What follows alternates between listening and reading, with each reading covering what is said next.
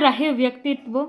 ठीक है, तो ये अक्टूबर महीना का बहुत ज़्यादा इंपॉर्टेंट है फ्रेंड्स। देखिए, रानी दुर्गावती 1524 से 1564 ईस्वी तक। ठीक है, इनके बारे में देखिए। गढ़ा कटंगा के गौड़ साम्राज्य की रानी दुर्गावती को उनकी 500वीं जयंती मतलब 5 अक्टूबर को याद किया गया था फ्रेंड्स। ठीक है, रानी दुर्गावती के बारे में हम लोग जानेंगे।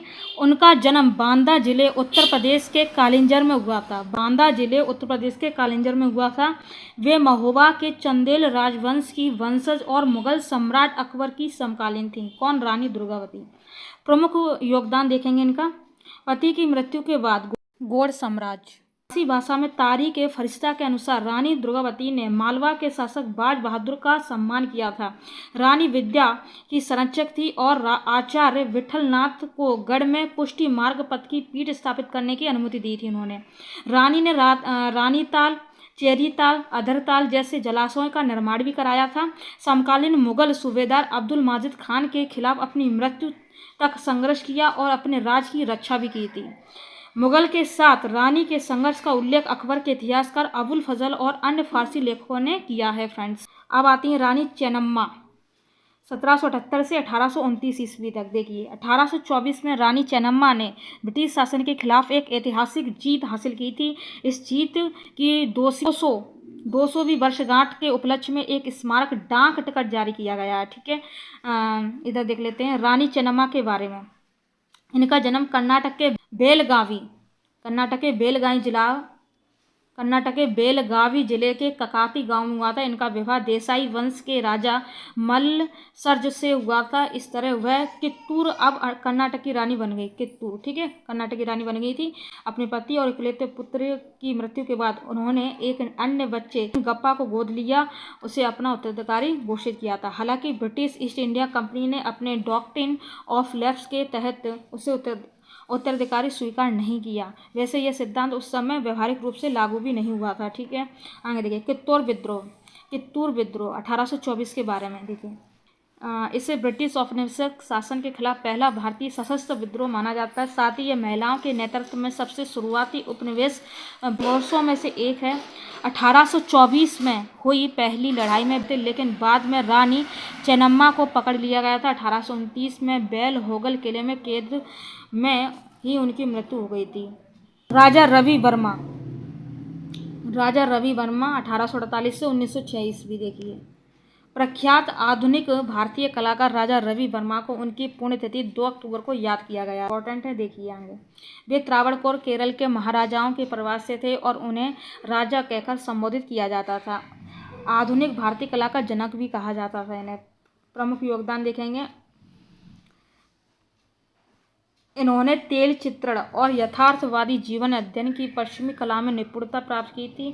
इन्होंने भारतीय पौराणिक कथाओं के विषयों पर आधारित चित्रों में रामायण और महाभारत जैसे लोकप्रिय महाकाव्यों के प्रकरणों को चित्रित किया था। सर्वाधिक प्रसिद्ध कृतियाँ यहाँ पर देखेंगे। दमयंती हंस से बात करती हुई, शकुंतला दुष्यंत की तलाश में, नायर महिला अपने बालों को सजाती हुई तथा शांतनु और मत्स्यगंधा। पुरस्कार देखते हैं। 1904 में तत्कालीन वायसराय लॉर्ड कर्जन ने ब्रिटिश सम्राट की ओर से उन्हें केसर हिंद स्वर्ण पदक प्रदान किया था। इस पुरस्कार के लिए दिए गए प्रशस्ति पत्र में उनके नाम के आगे पहली बार राजा पद उत्तीर्ण किया गया था। श्यामजी कृष्ण वर्मा, अक्सर इनका नाम आपने इतिहास में पढ़ा है फ्रेंड्स, पर उनकी फ़ोटो नहीं देखी होगी, लेकिन आज आप देख सकते हैं। इस तरीके से देखते थे श्यामजी कृष्ण वर्मा। 4 अक्टूबर 1897 से 30 मार्च 1930 तक इनका जीवन काल रहा। ठीक है, तो अब जानते हैं इनके बारे में। प्रधानमंत्री ने स्वतंत्रता सेनानी श्यामजी कृष्ण वर्मा को उनकी जयंती पर याद किया, नमन किया। वर्मा के बारे में देखते हैं। उनका जन्म 1897 में आधुनिक गुजरात में हुआ था। ठीक है, योगदान। उन्होंने ब्रिटिश विरोधी गतिविधियों के प्रसार के लिए लंदन में इंडियन होम रूल सोसाइटी और इंडिया हाउस की स्थापना की थी। श्यामजी से प्रेरित होकर वीर सावरकर भी लंदन में इंडिया हाउस के सदस्य बन गए थे। ठीक है, उन्होंने द इंडियन सोशोलॉजिस्ट नामक पत्रिका में अपने लेखों के माध्यम से भारत की आज़ादी का प्रचार किया था। श्याम जी बम्बई आर्य समाज के प्रथम अध्यक्ष बने तथा दयानंद सरस्वती के प्रशंसक थे। 1905 में इनर टेम्पल नामक एक संस्था ने उन्हें वकालत करने से प्रतिबंधित कर दिया था। ठीक है। दरअसल औपनिवेशिक शासन के खिलाफ लिखने के कारण ब्रिटिश सरकार ने उन पर राजद्रोह का आरोप लगा दिया था। इस वजह से इनर टेम्पल ने उन्हें प्रतिबंधित कर दिया था। आलोचना का सामना करते हुए श्यामजी ने अपना केंद्र इंग्लैंड से बदलकर पेरिस कर लिया और आंदोलन जारी रखा था। अशफाक उल्लाह खान 1900 से 1927 ईस्वी। देखिए, हाल ही में स्वतंत्रता सेनानी अशफाक उल्लाह खान को उनकी जयंती पर श्रद्धांजलि अर्पित की गई है। अशफाक उल्लाह खान के बारे में, उनका जन्म 1900 में उत्तर प्रदेश के शाहजहाँपुर में हुआ था। प्रमुख योगदान देखेंगे यहाँ पर। देखिए, उन्होंने राम प्रसाद बिस्मिल, सचिंद्र नाथ बख्शी और जोगेश चंद्र चटर्जी के साथ मिलकर 1924 में हिंदुस्तान रिपब्लिकन एसोसिएशन की स्थापना की थी। इस संगठन ने द रिवोल्यूशनरी शीर्षक वाले अपने घोषणा पत्र में एक ससंगठित सशस्त्र क्रांति के माध्यम से संयुक्त राज्य भारत के एक संघीय गणराज्य की स्थापना के अपने लक्ष्य को उजागर किया था। उन्होंने काकोरी ट्रेन कांड 1925 में भाग लिया था। इस मामले में उन्हें राम प्रसाद बिस्मिल, राजेंद्र लाहिड़ी और रोशन सिंह के साथ फांसी की सजा भी दी गई थी। कलात्मक अभिव्यक्ति देखेंगे इनकी। उन्होंने कविता के माध्यम से अपनी क्रांतिकारी सोच को व्यक्त किया, अपनी मान्यताओं के लिए खड़े रहे और स्वतंत्रता प्राप्ति के लिए गंभीर परिणामों का जोखिम उठाया और उनकी जान भी चली गई और उनको सलाम है। चलिए, बहादुर शास्त्री 1904 से 1966 ईस्वी।